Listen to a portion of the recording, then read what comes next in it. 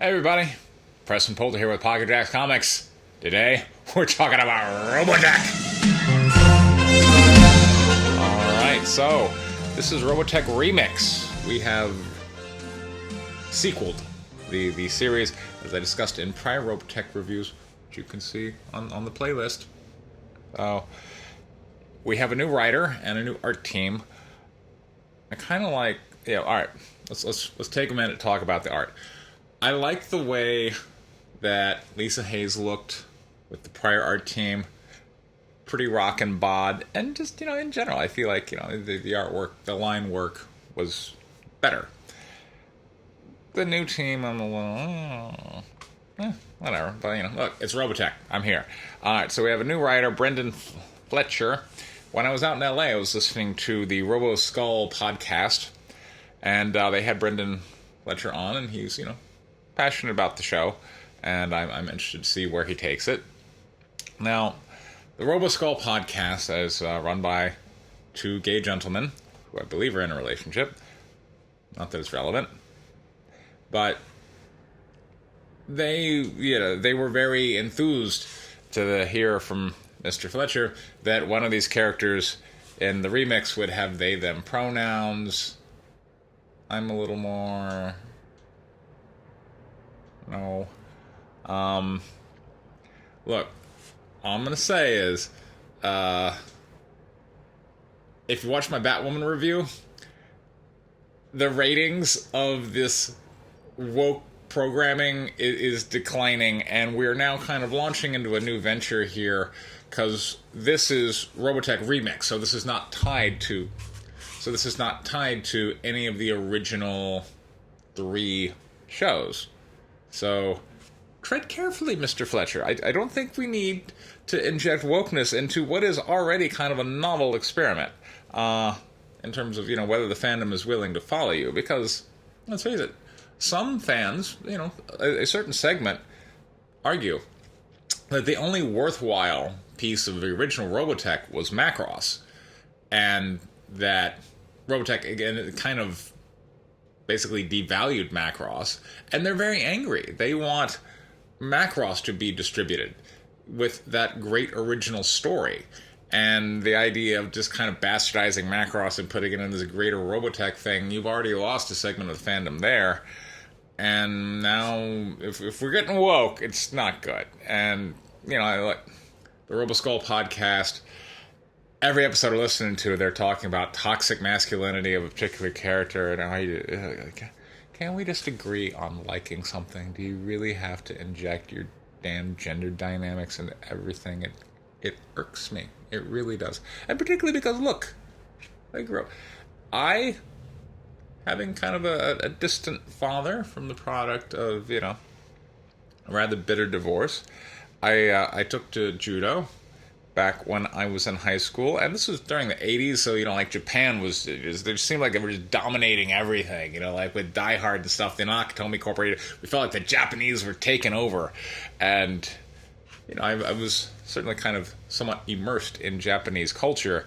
They're very rigid in terms of their gender dynamics, the men and the women, they even bow separately, so...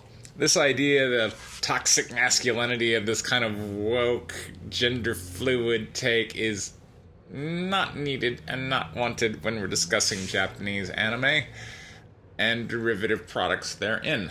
So, I sincerely hope we're not going to go in that direction. But, without further ado, let's get to talking about the comic book itself. So it starts off, and now we're kind of just everyday life after the close of the Robotech series.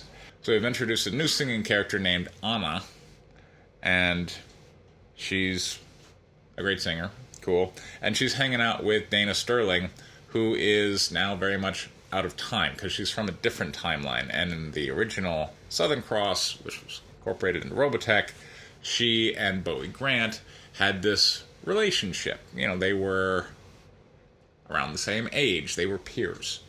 But here, because she's from the future, Bowie Grant is just this little tyke. And in this moment, now, I don't understand why Max and Miria, who are Dana Sterling's parents, are taking care of Bowie Grant. That one is unclear to me, but I do love seeing Miria as a mother, because there's this there's this one panel, and I like what I saw is I'm like, that's cool. I like that. I want to see more of that. Where, Bowie Grant is, talking about the rights that he has as a kid, and Mary just has this great response, because again she's from warrior training, and you have no rights until you earn them, Bowie Grant, and even then there's a greater power in the universe that can take them from you without notice. Like this, Mary is so hardcore, and I love that, and we need to see more of that. And I, now that I'm listening to the RoboSkull podcast, I'm like, if that were a man saying that to Bowie, I'm sure they would be freaking out about toxic masculinity. But because it's a woman saying it, well, we're going to give it a pass, I'm going to guess.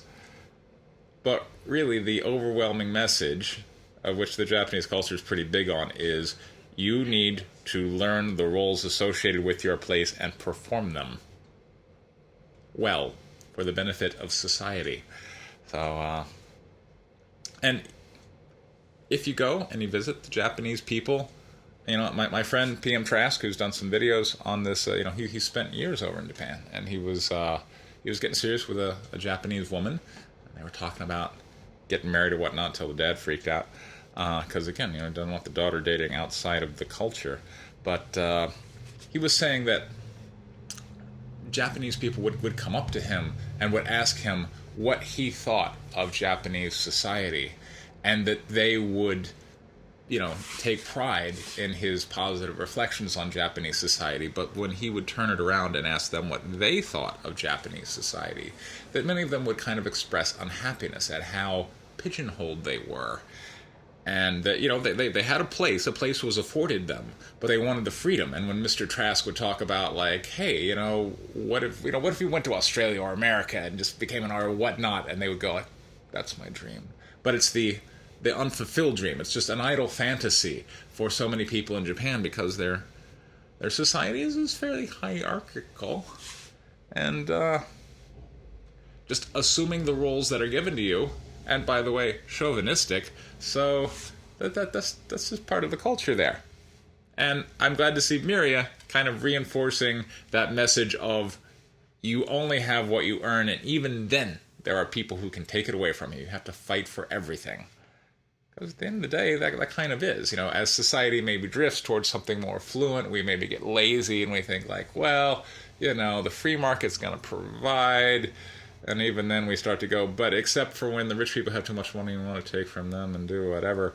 And we start to get very indulgent. But the message of Robotech, as well as, kind of mirroring the path that, Japan was going on over the last century, is, about a great society that gets involved in a war and then gets leveled, and then the people have to rebuild, and they have to go through that entire cycle of, we were in a great society, then we got in a big war, then we got, we were kind of walking along this desolate wasteland, which, Macross is all about, as is, for that matter, Southern Cross, but, Macross specifically, like, the earth just gets blowed up, and they're just walking along this wasteland, like, whoa. And they have to rebuild, and this calls for sacrifice. And that was really the element of Macross. And what I did like when Brenden Fletcher was talking about the original Robotech ending is Lisa Hayes kind of wins in that she gets Rick Hunter at the end, but at the same time, the human race has just been obliterated. Their planet they're on is just, like, they've been reduced to one single city, like just wholesale genocide, and the humans have to rebuild at the end of the first season,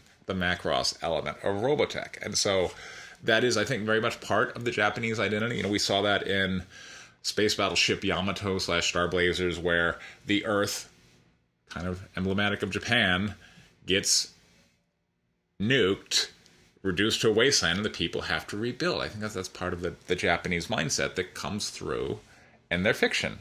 And I'm happy to see it, because I think it's a good message. If we as Americans could learn from these things that other cultures have gone through, we could go, oh, you know what? Maybe we shouldn't get so indulgent and so lazy, and, really kind of take it more upon ourselves to go out there in the world and produce, to be strong, to embrace the roles that are assigned to men and women.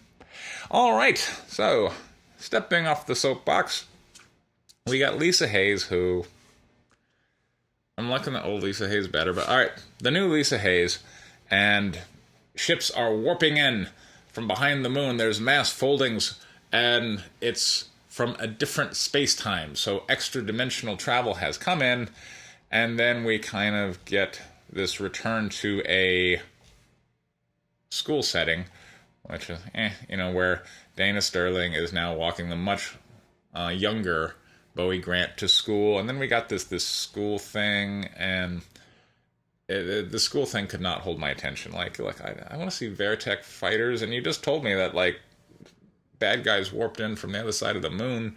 I want to see how that resolves. I don't want to spend time with a bunch of school kids talking about whatever.